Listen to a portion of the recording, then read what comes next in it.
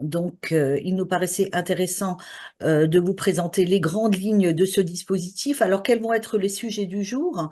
Nous allons donc évoquer le contexte réglementaire du dispositif, évoquer évidemment le C2P et son objectif, les salariés concernés par le dispositif, bien entendu les facteurs de risque professionnels concernés, les obligations de l'employeur, les démarches des salariés exposés. Je vais faire un petit focus également sur la procédure de contestation par le salarié et enfin, nous terminerons par l'offre de service. Alors, s'agissant du contexte réglementaire, je ne vais pas vous détailler l'ensemble des étapes, mais vous dire tout simplement que le dispositif est entré en vigueur suite à la loi du 20 janvier 2014. C'est cette loi qui donc a institué le compte personnel de prévention de la pénibilité, qui s'appelait ainsi à l'époque, ou alors C3P, et qui a donc confié la gestion du dispositif dans la Genèse à la CNAV et à son réseau. Entre-temps, il y a eu un certain nombre de modifications, dont l'ordonnance du 22 septembre 2017, et là je vous donne les points clés, hein, qui a renommé le dispositif en compte professionnel de prévention ou C2P. Hein, donc c'est la dénomination actuelle. Voilà. À la genèse de ce dispositif, 10 facteurs de risque professionnel étaient concernés, à savoir le travail de nuit, le travail en équipe, le milieu hyperbare, le travail répétitif, les températures extrêmes, le bruit, les vibrations mécaniques, les manutentions de charge, les postures pénibles, les agents chimiques. Septembre 2017, une phase qui a sorti du dispositif et non pas supprimé 4 facteurs, ils sont simplement sortis du dispositif pour rejoindre un autre dispositif de anticiper incapacité temporaire. Donc là, sur ce dispositif actuel du C2P, compte professionnel de prévention, nous sommes bien sur 6 facteurs de risque professionnel sur lesquels nous allons revenir. Date à laquelle, septembre 2017, les cotisations de base et additionnelles concernant ce dispositif ont été supprimées par contre. Hein. Voilà. Et puis, il ne vous a pas échappé que suite à la réforme des retraites, il y a eu des modifications que nous allons détailler dans le cadre de ce webinaire. Donc, le C2P en quelques mots. Alors, qu'est-ce que c'est? On parle bien de la pénibilité au travail, hein, qui se définit comme l'exposition à un ou plusieurs facteurs de risque professionnel et qui laisse des traces durables, identifiables et irréversibles sur la santé. Voici la définition. Donc, les facteurs de risque concernés sont liés à des contraintes ou physiques marquées ou à un environnement physique difficile et évidemment à des rythmes de travail qui sont extrêmement pénibles pour le salarié. Je vous l'ai dit, au départ, 10 facteurs de risque, et là, nous sommes avec le dispositif actuel sur 6 facteurs de risque professionnel. Je rappelle, création 2019, dispositif forcément en vigueur, donc à partir du 1er janvier 2015. Et actuellement, il faut savoir que la gestion n'est plus assurée par la CNAV, mais est assurée par l'assurance maladie risque professionnel et la MSA. Quel est donc l'objectif de ce dispositif? C'est de contribuer forcément toujours à réduire la pénibilité du travail et l'exposition des salariés aux facteurs de risque, mais également tenir compte et compenser. C'est une forme de compensation des périodes d'exposition à ces facteurs, toujours dans la définition des droits à la retraite, hein, en permettant d'accéder à une majoration, par exemple, de durée d'assurance. Alors, quel est le principe du dispositif? Il repose en premier lieu sur l'évaluation par l'employeur de l'exposition aux facteurs de risque par son salarié, donc dans l'entreprise. Mais attention, au-delà, et ça c'est très important, au-delà des seuils qui ont été définis par le législateur. Donc, dès l'instant où le salarié est exposé à l'un ou plusieurs facteurs de risque, mais toujours au-delà des seuils que nous allons revoir en détail tout à l'heure, l'employeur est tenu et voire même obligé de le déclarer au sein donc de la DSN via son logiciel de paye. Dès que la déclaration est faite, le salarié va obtenir sur son compte professionnel de prévention, sur son espace salarié, il verra apparaître des points qu'il pourra utiliser à plusieurs escients. La formation professionnelle, le temps partiel, la majoration de durée d'assurance, évidemment, c'est ce qui intéresse beaucoup, beaucoup les salariés, partir plus tôt à la retraite parce qu'ils ont eu un métier, une exposition à un métier pénible. Et un quatrième modalité d'utilisation de points qui est la reconversion professionnelle et qui est intervenue quant à elle suite à la réforme des retraites. Alors, quels sont les salariés concernés par le dispositif? Donc, ce sont tous les salariés du régime général ou de la mutualité sociale agricole, mais attention, qui sont employés par une personne publique, mais avec un contrat de droit privé. C'est le contrat de droit privé qui est important.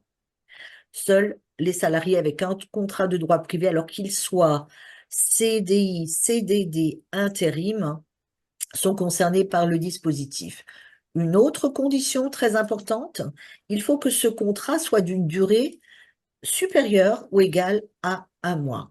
Les contrats de moins d'un mois ne sont pas reconnus par le dispositif. Et bien évidemment, pour pouvoir profiter des droits qui sont offerts par le dispositif, il faut évidemment être déclaré par son employeur à un ou plusieurs facteurs de risque, toujours au-delà des seuils prescrits. Euh, alors juste un petit focus sur des régimes spéciaux qui ont été supprimés et dont les salariés maintenant rentrent dans le cadre du régime général et peuvent bénéficier, rentrent dans le champ d'application du C2P en l'occurrence, et vont pouvoir profiter de ce dispositif. Entrons dans le vif du sujet. Je vais évoquer avec vous les 6 facteurs de risque. Mais attention, les seuils, hein, et je vais vous présenter les seuils pour chaque facteur de risque, sachant que les seuils que vous voyez là, ce sont les seuils en vigueur depuis la réforme des retraites.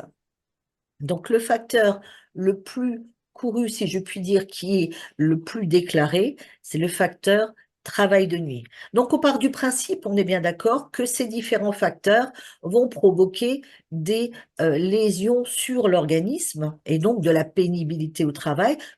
Pour prendre pour exemple le travail de nuit, eh bien un salarié exposé à un travail effectué hors de la journée, donc notamment comme le veut prescrit le législateur, travail de nuit va provoquer des lésions comme par exemple les maladies cardiovasculaires ou alors, selon les dernières études, pour vous illustrer cela, le cancer du sein chez la femme.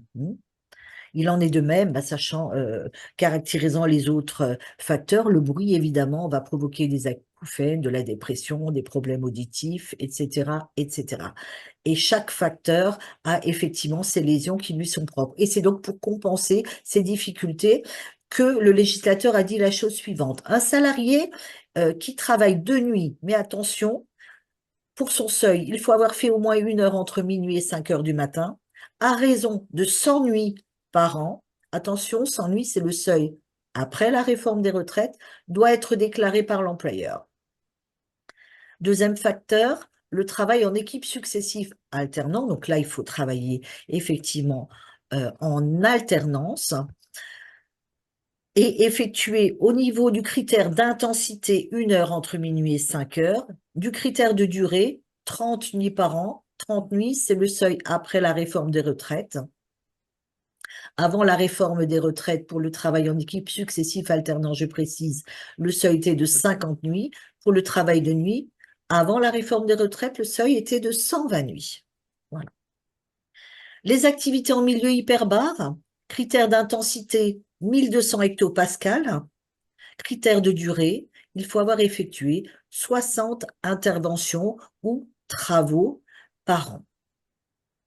S'agissant du travail répétitif, il faut avoir effectué soit 15 actions techniques ou plus pour un temps de cycle inférieur ou égal à 30 secondes, ou alors 30 actions techniques ou plus pour un temps de cycle supérieur à 30 secondes, variable ou absent, sur une durée d'exposition directe à ces actions techniques de 900 heures par an. 900 heures, je précise, ce n'est pas toute sa période de travail, mais c'est uniquement, et il en est de même pour tous les critères de durée, relatifs à l'exposition propre à ce facteur de risque. Les températures extrêmes, il faut avoir été soumis à une température soit inférieure ou égale à 5 degrés, ou alors soit supérieure, au moins égale à 30 degrés.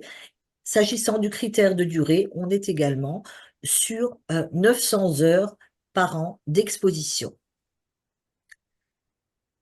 Pour ajouter une petite chose sur la température extrême, on ne prend pas en compte, et là c'est dans la loi, les températures extérieures. Ce sont uniquement les températures au sein des locaux. Dernier facteur, le bruit. Avoir été exposé soit à un bruit, un niveau d'exposition de 81 décibels qui est rapporté à une période de référence de 8 heures, hein, qui permet donc d'avoir une idée de la charge de bruit réelle auquel sera soumise le salarié, ou alors à une exposition à un niveau de pression acoustique de crête, c'est-à-dire des points d'impact, des points de choc, au moins égal à 135 décibels. Et je rajouterai une chose importante, tenant compte des équipements de protection individuelle et collective. Ce point est important et il en est de même, par exemple, par rapport aux températures extrêmes également, c'est toujours tenant compte des équipements de protection. S'agissant donc des décibels, 81 décibels, là c'est sur une durée d'exposition de 600 heures. La pression acoustique de crête, 135 décibels, c'est 120 fois par an. Donc dès l'instant où un des salariés de l'entreprise dispose d'une part, rappelons-le, d'un contrat supérieur ou égal à 1 mois, l'employeur est tenu de le déclarer en moyenne sur l'année, selon la formule consacrée, la définition dans les conditions habituelles de travail en fonction des seuils fixés par décret et, comme je l'ai dit tout à l'heure, après application des mesures de protection individuelle et collective. Donc, le déclarer au sein de la DSN en indiquant la période qui est couverte par le contrat de travail. Juste pour vous citer un exemple, le 5-15 janvier 2023, par exemple, les contrats euh, ont été déclarés euh, pour la période allant jusqu'au 31-12-2022. L'employeur, il faut le savoir, a la possibilité de porter des corrections une fois qu'il a déclaré. Lorsqu'elles sont en défaveur du salarié, il a jusqu'au 5-15 avril, suivant l'année d'exposition, pour procéder à cette correction.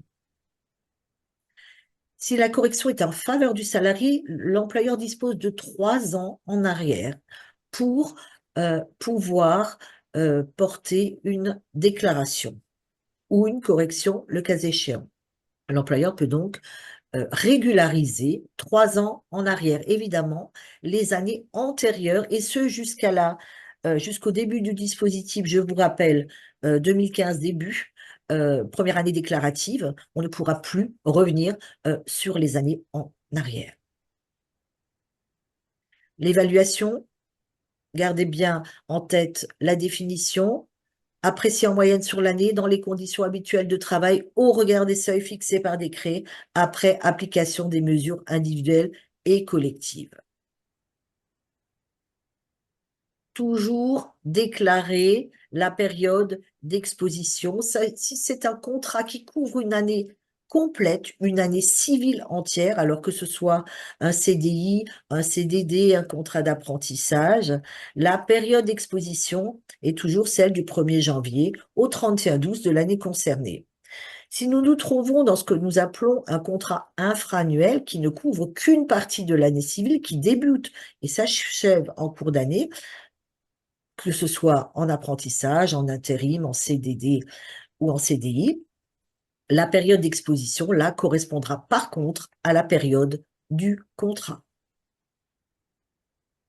Toujours rectification, 3 ans pour rectifier via la DSN ou rectification qui n'est pas en faveur du salarié, 5 ou 15 du mois d'avril qui suit l'année d'exposition concernée. Je vous lis les grandes lignes, mais vous aurez tout loisir lorsque Jean-Michel vous enverra le support pour relire les points dans leur détail. Parlons maintenant des points qui sont acquis dès lors que vous avez procédé à la déclaration. Il faut savoir qu'une période d'exposition de 3 mois va déclencher l'attribution d'un point par facteur d'exposition. Et là, il y a eu une modification suite à la réforme des retraites que je vais vous cibler. Une exposition à un facteur de risque va lui permettre d'obtenir donc 1 point par trimestre ou 4 points dans l'année. Une exposition à 2 facteurs de risque va lui permettre d'acquérir 8 points si c'est un contrat annuel. Une exposition à 3 facteurs de risque va lui permettre d'acquérir 12 points si c'est un contrat annuel. Et là, cette modification intervient en cas de polyexposition suite à la réforme des retraites, puisque avant la réforme, que le salarié ait 2, 3, 4, 5, et je ne le souhaite pas, évidemment, facteurs de risque en termes d'exposition, le décompte des points annuels était bloqué à 8 points. Donc, il ne pouvait pas obtenir pour plusieurs facteurs de risque plus que 8 points. La réforme a ouvert autant de points que de facteurs. Donc, chaque année, le compte du salarié donc, va être alimenté du nombre de points, donc via la déclaration. Et donc, il peut les cumuler sans limite tout au long de la carrière. Le compte est évidemment clos au départ du salarié ou alors à son décès.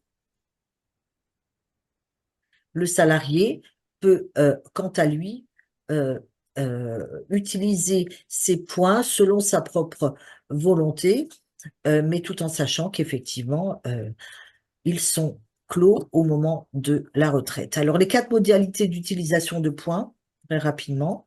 Financer une formation professionnelle. Alors, ce qui intéresse beaucoup les salariés, évidemment, c'est le départ à la retraite. Aménager son temps de travail. Et 4e, nouvelle modification, modalité d'utilisation de points, qui est donc financer un projet de reconversion professionnelle.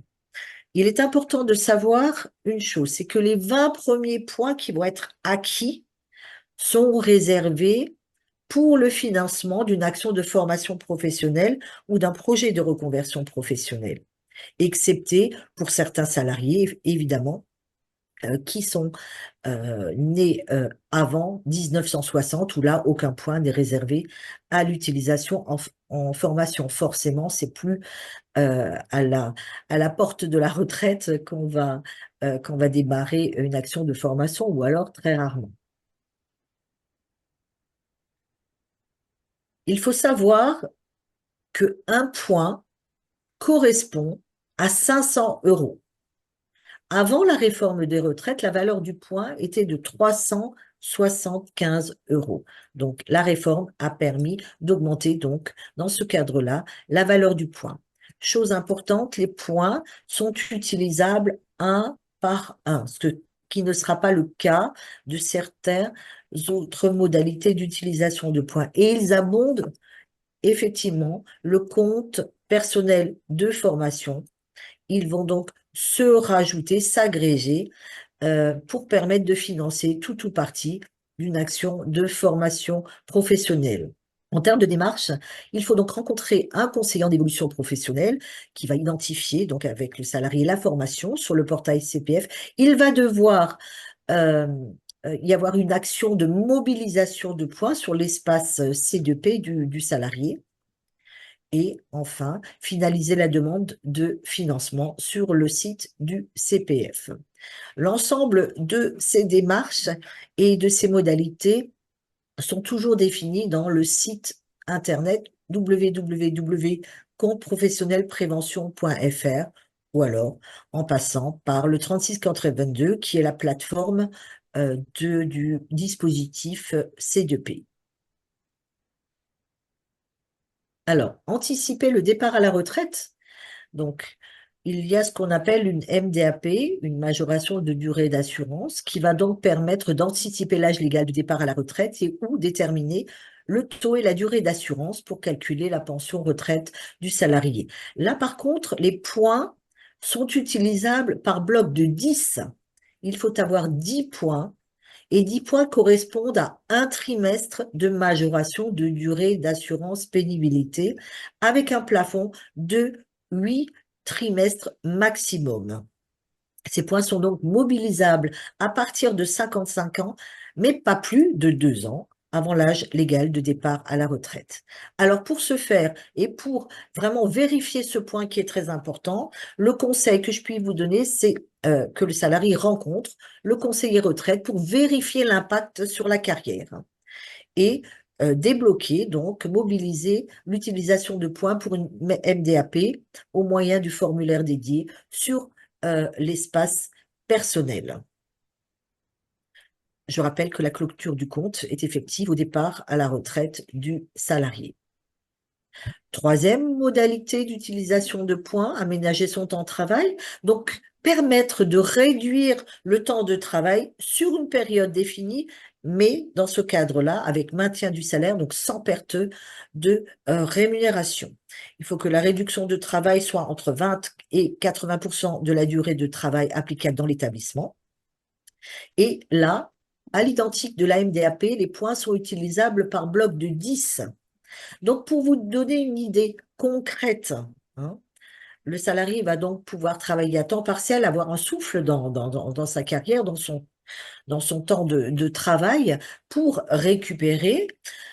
Et 20 points, par exemple, mobilisés vont lui permettre de diminuer son temps de travail de 50% pendant une période de 240 jours calendaires. Alors très souvent, pour être clair, les salariés que nous rencontrons utilisent leurs points souvent juste avant le départ à la retraite, ce qui leur permet de faire un, un passage à la retraite plus en douceur. Évidemment, en termes de démarche, là, il faut obtenir l'accord de l'employeur et convenir des modalités de temps partiel en fonction de la typologie, évidemment, de l'entreprise et des charges de travail actuelles dans l'entreprise. Il faut toujours mener cette action de mobilisation de points. C'est une démarche obligatoire. Donc, dans ce cadre-là, co-signer un avenant du contrat de travail, employeur et salarié. L'employeur, quant à lui, va devoir envoyer cet avenant et les 3 derniers bulletins de salaire, plus le RIB, au moins un mois avant le début du temps partiel. Je vous précise toujours que le détail de cette modalité d'utilisation de points en temps partiel, l'ensemble des démarches à accomplir ainsi que les documents, les formulaires dédiés sont disponibles sur le site Compte professionnel de prévention ou un accompagnement via la plateforme pénibilité au 36 82. Voici très très rapidement focus sur une autre modalité d'utilisation du temps partiel. Donc 10 points mobilisés vont lui permettre de diminuer son temps de travail de 20% sur 300 jours calendaires. Ou alors 10 points avec une diminution du temps de travail de 50% sur 120 jours calendaires. Ou troisième exemple, 10 points sur une diminution de temps de travail de 80% sur une période de 75 jours calendaires. Voici donc les modalités d'utilisation de points avec la reconversion professionnelle qui est à l'identique de la formation professionnelle, toujours mobilisable par groupe de 10 points. Donc les 20 premiers points, je rappelle, c'est important, sont à utiliser, sont neutralisés uniquement pour la formation et la reconversion professionnelle. Et par contre, lorsque le salarié a, a fait une enveloppe complémentaire de 10 points, il va pouvoir les utiliser pour du temps partiel ou de la MDAP. S'agissant de la reconversion professionnelle, il faut savoir que c'est Transition Pro qui va assurer l'accompagnement. Je voulais faire un focus également sur la procédure de contestation du salarié, puisque je vous l'ai dit, l'employeur dispose de 3 ans pour régulariser la situation. Le salarié, quant à lui, ne dispose que de 2 ans pour revenir en arrière. Donc, que prévoit donc le dispositif? Eh bien, dans un premier temps, on pourrait appeler ça une période amiable, c'est-à-dire un moment où le salarié va venir questionner l'employeur en lui disant pour quelle raison n'ai-je pas obtenu de points, je pense être exposé et il n'y a toujours rien sur mon compte professionnel de prévention. Dans ce cadre-là, l'employeur a plusieurs positionnements. Donc, il va pouvoir déjà, dans un premier temps, vérifier sur le site, dans son espace employeur, quel est l'impact de la déclaration qu'il a donc générée via la DSN. S'il se rend compte que la déclaration n'est pas parvenue, ou à savoir malheureusement peut-être un problème technique qui a induit qu'il n'y ait pas d'enregistrement de cette période de pénibilité, l'employeur va pouvoir procéder à une régularisation et en informer immédiatement dans le cadre de la phase amiable le salarié concerné. Par contre, on peut se retrouver dans une autre situation, c'est que l'employeur ne l'a pas déclaré. Pourquoi? Parce que et ça, c'est souvent par méconnaissance aussi du salarié qui ne sait pas qu'il y a des seuils, critères de durée, critères d'intensité, je vous rappelle. Eh bien, dans ce cas-là, il va lui dire, bah, vous êtes effectivement exposé au bruit, par exemple, effectivement, dans le cadre de vos activités. Par contre, vous ne dépassez pas le seuil tenant compte des équipements de protection individuelle et collective. Voilà.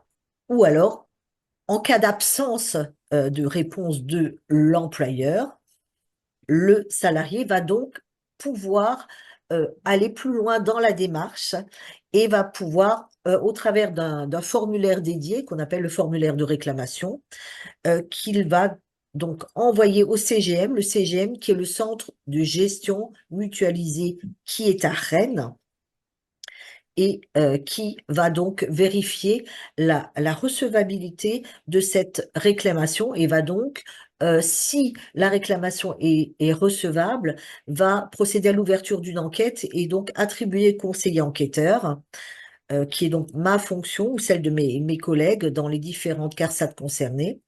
Et nous allons qualifier cette enquête soit en sur-pièce, soit en sur-place, tenant compte du facteur et de la technicité du facteur.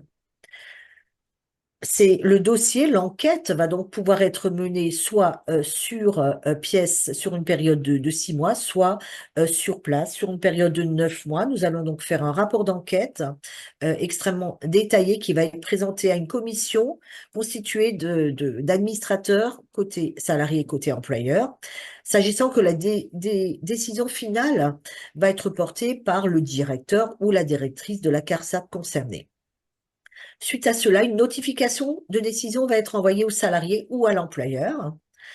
Les deux parties ont donc possibilité de déposer une contestation devant le tribunal judiciaire dans un délai de 2 mois. Voici la procédure de réclamation du salarié. L'offre de service, très rapidement, il y a le compte professionnel de prévention avec une pastille spécifique pour le salarié et pour l'employeur, avec l'ensemble des informations dont je viens vous parler, mais de manière beaucoup, beaucoup, beaucoup plus détaillée et sur lequel tous les formulaires seront donc disponibles. Ou alors un accompagnement via la plateforme, je le rappelle, 3682, du lundi au vendredi de 8 heures à 17 heures. Le salarié va donc disposer également de son relevé de points la première année et ensuite après, il sera invité, puisqu'il aura créé son espace salarié, de vérifier donc l'intégralité des points sur son dispositif. Voici le focus sur le compte professionnel de prévention. Vous reconnaissez les différentes pastilles que je viens de vous citer, plateforme. Et voilà, j'en ai fini avec ma présentation dans le temps imparti, j'espère. Merci beaucoup, Christine, pour cette présentation, pour tous ces détails. Apparemment, il n'y a pas de questions de nos participants.